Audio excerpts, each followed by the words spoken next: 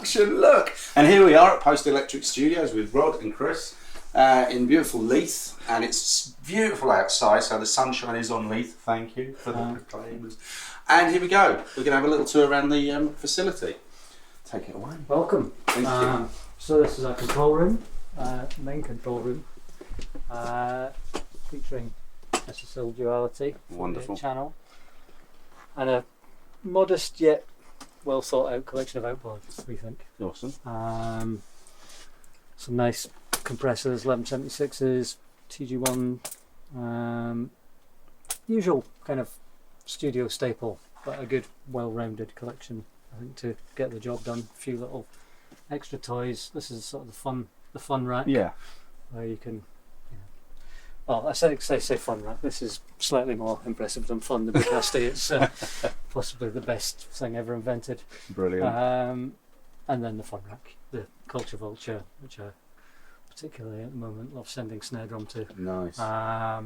H3000, Yeah. which just makes everything sound like the 90s. Yeah. And retro stay level, which is great. You seem to be able to push that a lot harder than you can push anything else. Yeah. And our new sort of spaceship design patch bay that we Very nice. spent quite a long time trying to work out how to do, and had to get a handyman to come and build it for us because we're both useless with a saw. So what's the history of the place and how did you come to be here? And Well, the studio opened in about 7 years ago, I think it was, originally as tape studio. It was run by our landlord, Right. Fiona, who had a team of people here. They got Monroe Acoustics into design, right. did all the acoustic work. Spent a fair amount of money getting it right. They did a really good job, and basically ran it for 5 years. It wasn't quite working with the methodology that they had, Right. and so they sort of out of the blue phoned me up and said, "Do you guys want to take over?" Brilliant. And I was a little confused by it initially. Right. After a few meetings, we kind of worked out that we could make it work, Right. or we thought we could make it work.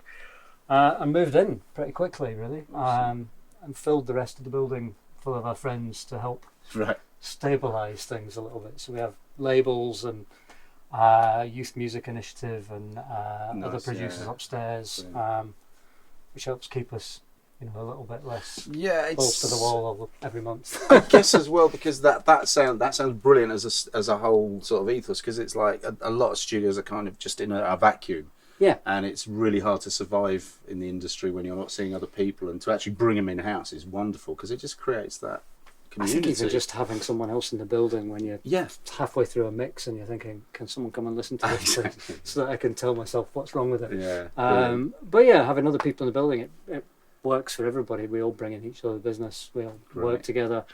As you say, it creates a bit more of an open door policy. It's got a bit more of a creative home feel than Cool. in its sort of reclusive studio. I mean, obviously some people want that. Yeah. For us, we wanted to try and be open door and inclusive and get people to come in and feel comfortable here.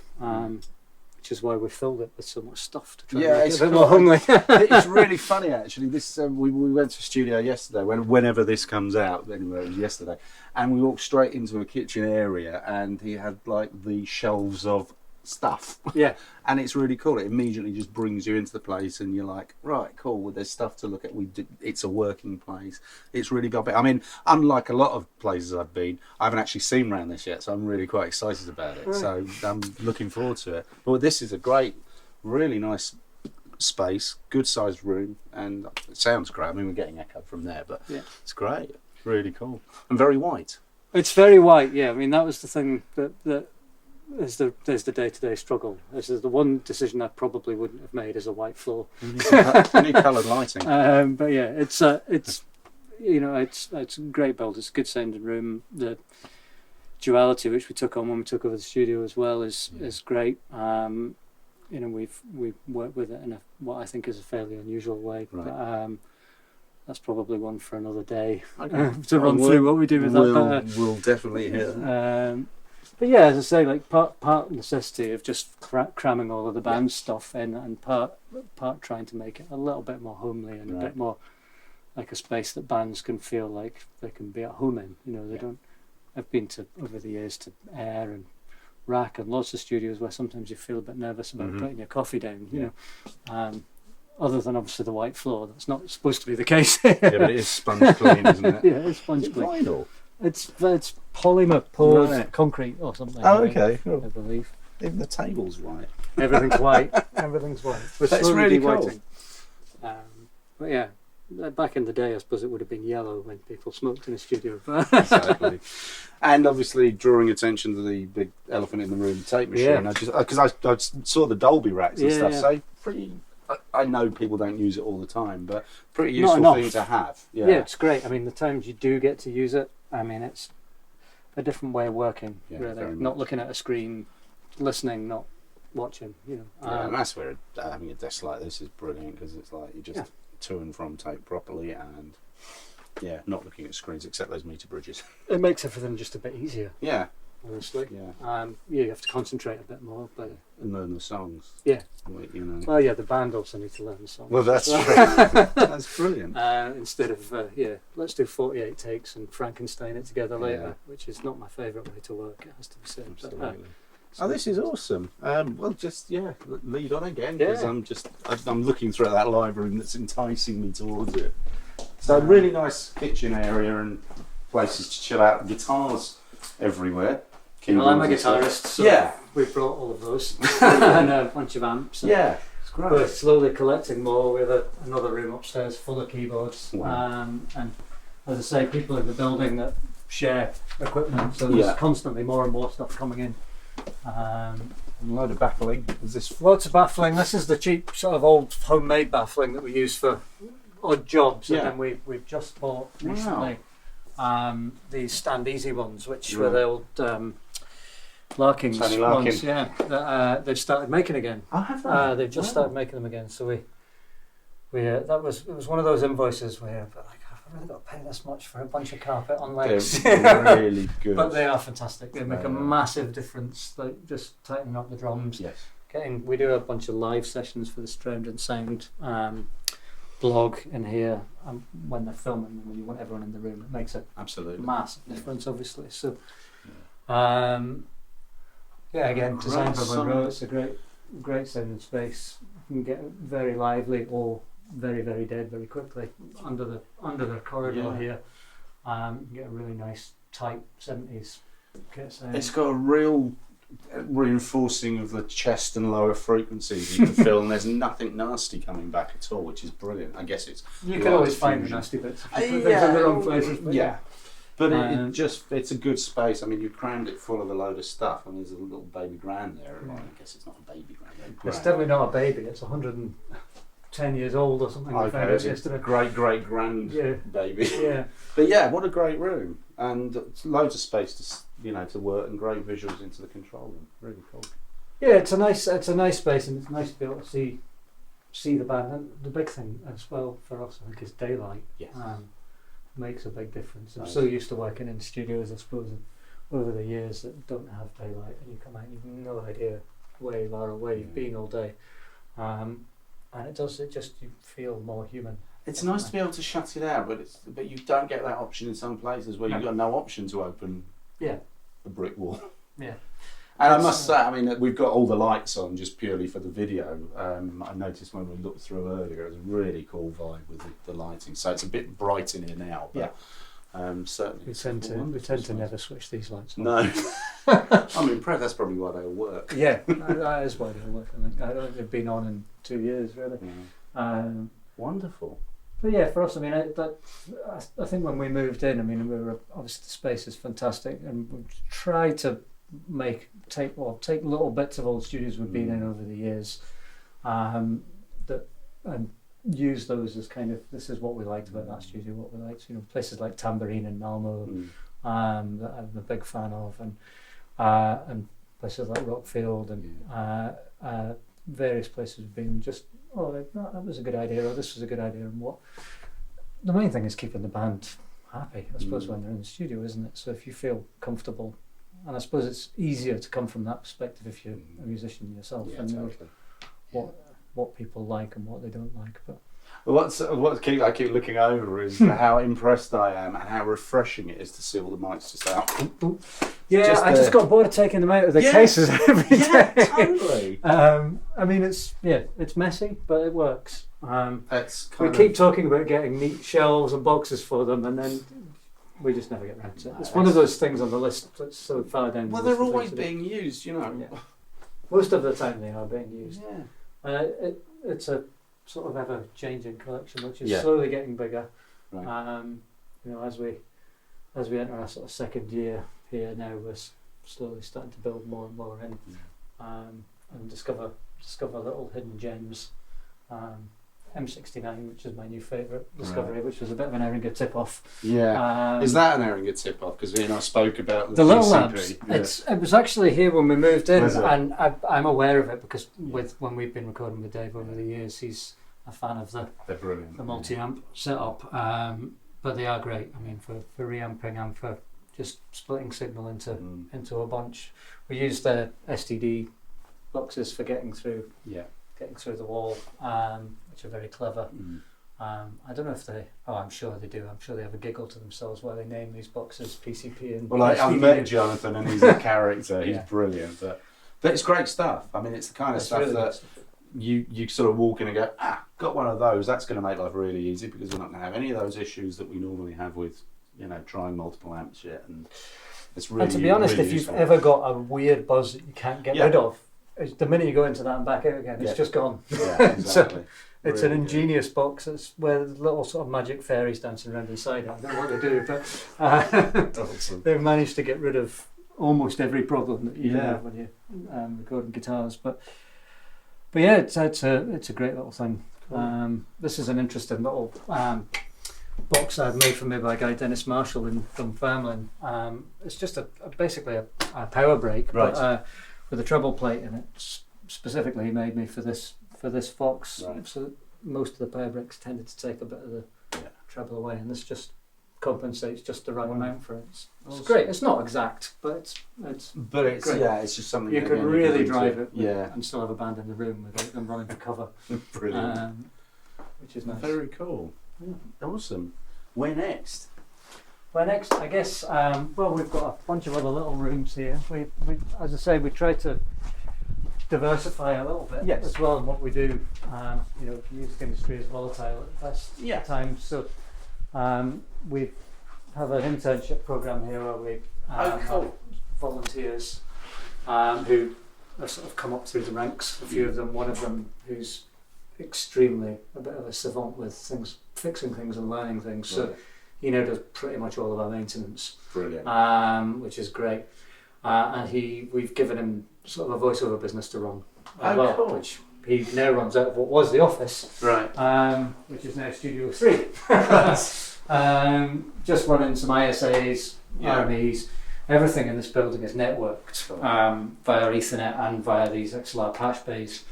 So this goes through to there's a vocal booth at the back, which is not particularly fun to look at. It's a nice white box, but a very good vocal booth.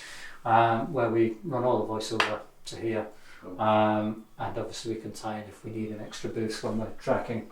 And it's great. I mean, it just takes over voiceover. Well, that's the thing, isn't it? It's like, I guess with all of us that are doing something, you have your mainstay that you're trying to do, like as a producer and a mixer. I do that, but there are other things I do because I don't want to fit toilets. So there's ways of making a living in the business, and you've just got to use every available asset and space and technique that you've got. So this room needs. We've actually given the interns the project of measuring it and getting. We'll see what they come up with at the end of the week. We like to run them these little tests give it a checklist and see what they come up with, and then it's brilliant. By the end of that month, this will be ready to go. Great. Along with our vocal booth at the back, which I would show you, but is full of boxes currently because we. As I say, we have these guys upstairs, Born to be Wide, who run this big music centre in Scotland. So that happens on Friday. So there's boxes everywhere. And we have Athens of the North, which is a jazz label. They do a lot of old found recordings, old reels that they put out on vinyl. A couple of mixers upstairs as well. We have a smaller mix room upstairs as well, which we can But they show Yeah, you that'd be as well, great. yeah. I'd love to see It's a that. bit more of an in-the-box solution. That's okay. We don't mind that at all. It used to be a 96-channel duality one, which That's just fucking excessive, isn't we it? sent to Belgium. Right.